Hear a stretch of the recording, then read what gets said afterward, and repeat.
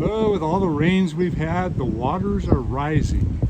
Even this tiny little creek that never runs in the summertime is rushing pretty good right now. And it's created quite the dam over on that side.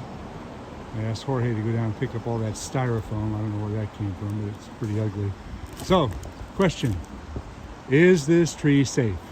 The client asked me, is it getting washed out over on the other side? So we went ahead and trimmed it and opened it up and cleaned out all the dead wood and got it off of the roof, and that looks pretty good. You know, I'm pretty happy with it, but the question is the water eroding the bank to a point where this tree might topple onto their house? So what I'm going to do is I'm going to tie in and I'm going to rappel off the edge and get some photographs. Oh, look at those ducks. Anyway, long story short, a lot of poison oak down there too. Yeah.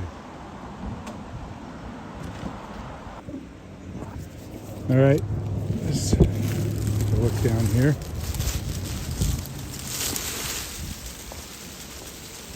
Got some big roots that are going back into the hillside. Well, you know what? It looks like this tree has always been like this. So, is it safe? I don't know. You know, I don't really have a whole lot of experience with recognizing hazards of hillside trees and how their roots grow. Maybe some of you guys might know. Let's see what we got here. Ooh. This whole root system is pretty much undermined.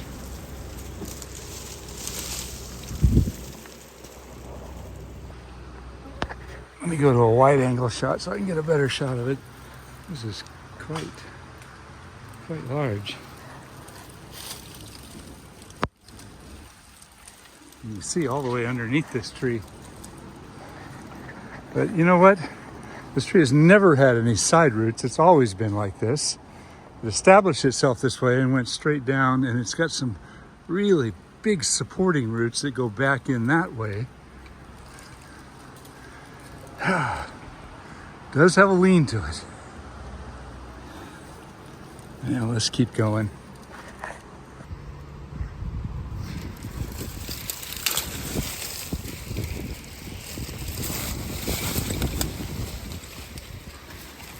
Oh, jeez.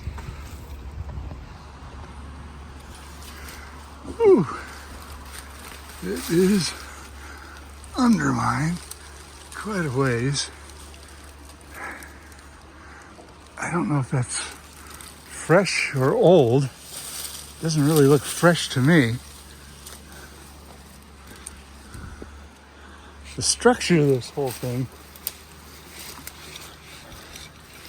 I mean, if I saw roots sticking out this way, I'd be more concerned. And the fact that some of the dirt may have washed off over here, that's kind of a tough call.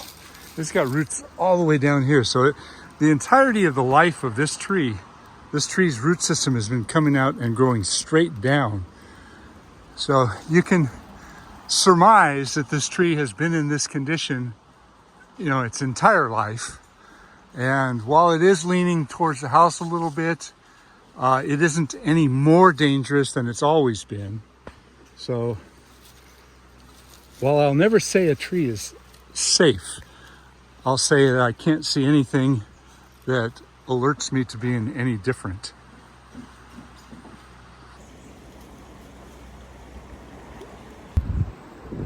So I've wrapped down the hillside. I'm at the very end of my rope. I've got about 6 more feet. And unfortunately, it's dumping me off into blackberry vines. Oh, great.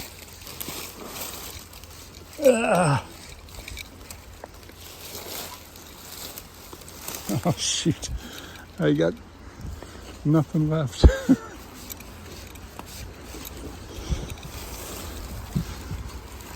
This is a position that you don't want to find yourself in, still being above the ground. So, not only did I discover that my rope got dragged through blackberry vines with thorns.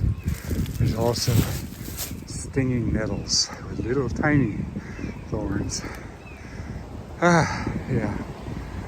Needless to say, if you run your rope through things with little thorns in it, you end up with little thorns in your rope. And the next time you handle the rope, make sure you got gloves on and run your hands all the way through with the gloves on to help pull out some of those thorns. I couldn't do that. I've got thorns in my hands now. Did I mention poison oak? Yeah. What a drop off. That's about 40 feet down there. And after I finished this job, I went over and finished up another job that I had started and cut up this madrone tree. Beautiful, beautiful wood. It's great firewood too. Some people like it for turning stock. And it was kind of interesting because the base of the tree had a lot of decay in it. And I found this wound area, and there was quite the colony of carpenter ants in here. As I was cutting into it, check this out. The ants were pouring out, and they were great big ants. They were probably 3/4 of an inch long. And they bite hard. If you get bit by them, it's not fun.